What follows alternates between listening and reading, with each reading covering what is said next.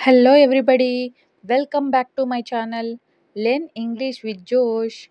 Today, we will learn about daily use English sentences. If you are new to this channel, please like and subscribe. Let's start. నిన్న నువ్వు బిజీగా ఉన్నావా? నిన్న నువ్వు బిజీగా ఉన్నావా? ఇంగ్లీష్లో ఏ విధంగా అడగాలి? Were you busy yesterday? Were you busy yesterday అని అంటాం. See the next one. నేను నిన్న బిజీగా ఉన్నాను. అవును, నేను నిన్న బిజీగా ఉన్నాను. Yes, I was busy yesterday. I was busy yesterday అని అంటాం. See the next one. నువ్వు కాలేజీకి ఎలా వెళ్తావు? నువ్వు కాలేజీకి ఎలా వెళ్తావు? ఇంగ్లీష్లో ఏ విధంగా అడగాలి? How do you go to college? How do you go to college అని అంటాం. See the next one. నేను బస్లో వెళ్తాను. నేను బస్లో వెళ్తాను అని చెప్పడానికి ఇంగ్లీష్లో I go by bus. I go by bus అని అంటాం. See the next one. నేను దీనితో ఏం చేయాలి? నేను దీనితో ఏం చేయాలి? ఇంగ్లీష్లో ఈ విధంగా చెప్పాలి. What do I do with this? What do I do with this అని అడగాలి.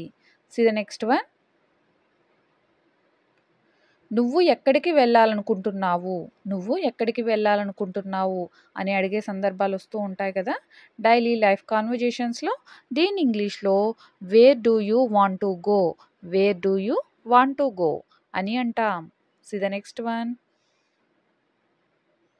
నువ్వు అక్కడికి ఎందుకు వెళ్ళాలనుకుంటున్నావు? నువ్వు అక్కడికి ఎందుకు వెళ్ళాలనుకుంటున్నావు? ఇంగ్లీష్లో ఏ విధంగా అడగాలి? Why do you want to go there? Why do you want to go there అని అంటాం. See the next one. నేను ఇది సులువుగా చేయగలను. నేను ఇది సులువుగా చేయగలను. ఇంగ్లీష్లో ఈ విధంగా చెప్పాలి. I can do this easily. I can do this easily. C the next one. నువ్వు ఇది నా కోసం చేయగలవా? నువ్వు ఇది నా కోసం చేయగలవా అనే సందర్భాల్లో ఇంగ్లీష్లో ఈ విధంగా చెప్పాలి. Can you do this for me? Can you do this for me అని అడుగుతాం. C the next one.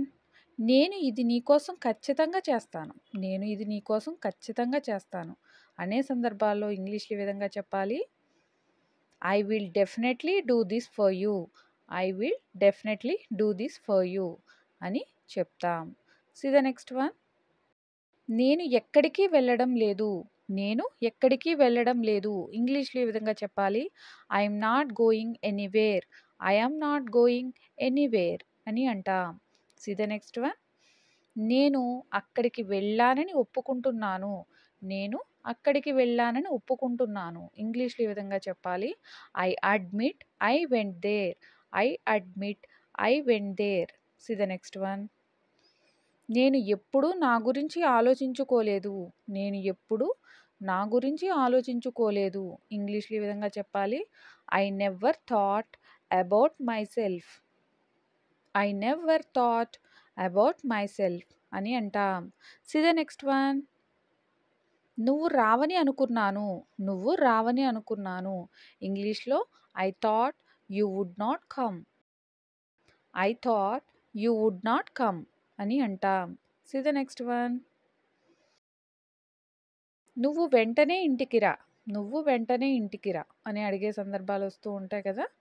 ఎవరితోనైనా మాట్లాడేటప్పుడు ఇలాంటి సెంటెన్సెస్ యూస్ చేస్తూ ఉంటాం కదా. దీన్ని ఇంగ్లీష్లో you come home immediately. You come home immediately. C the next one. బహుశా అతడు నీ చుట్టుపక్కల ఉండొచ్చు. బహుశా అతడు నీ చుట్టుపక్కల ఉండొచ్చు. బహుశా అని ఇంగ్లీష్లో ఈ విధంగా చెప్పాలి. Maybe. Maybe he is around you. Maybe he is around you. అతను నీ చుట్టుపక్కల ఉండొచ్చు. He is around you. C the next one. నేను ఒక్కడినే నిన్ను నమ్ముతాను. నేను ఒక్కడినే నిన్ను నమ్ముతాను. ఇంగ్లీష్లో ఈ విధంగా చెప్పాలి. I am the only one who trusts you. I am the only one who trusts you. C the next one. నువ్వు చాలా కఠినమైన ప్రశ్న అడిగావు. నువ్వు చాలా కఠినమైన ప్రశ్న అడిగావు. ఇంగ్లీష్‌లో you asked a very difficult question. You asked a very difficult question అని అంటాం. See the next one. అతడు తన స్నేహితులతో వచ్చాడు. అతడు తన స్నేహితులతో వచ్చాడు. ఇంగ్లీష్‌లో he came with his friends. He came with his friends. See the next one. ఈ మధ్య నువ్వు ఏం చేస్తున్నావు? ఈ మధ్య నువ్వు ఏం చేస్తున్నావు? ఇంగ్లీష్‌లో ఈ విధంగా చెప్పాలి. What are you doing these days? What are you doing these days అని అంటాం. See the next one.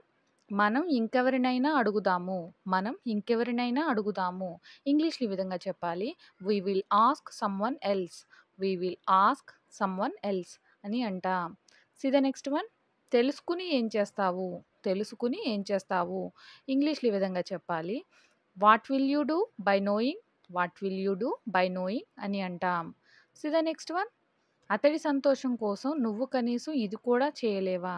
అతడి సంతోషం కోసం నువ్వు కనీసం ఇది కూడా చేయలేవా అనే సందర్భాలు వస్తూ ఉంటాయి కదా! దీన్ని ఇంగ్లీష్‌లో ఈ విధంగా చెప్పాలి. Can't you even do this for his happiness? Can't you even do this for his happiness అని అంటాం. See the next one. కనీసం నువ్వు మాకు చెప్పలేదు. కనీసం నువ్వు మాకు చెప్పలేదు. ఇంగ్లీష్‌లో you didn't even tell us.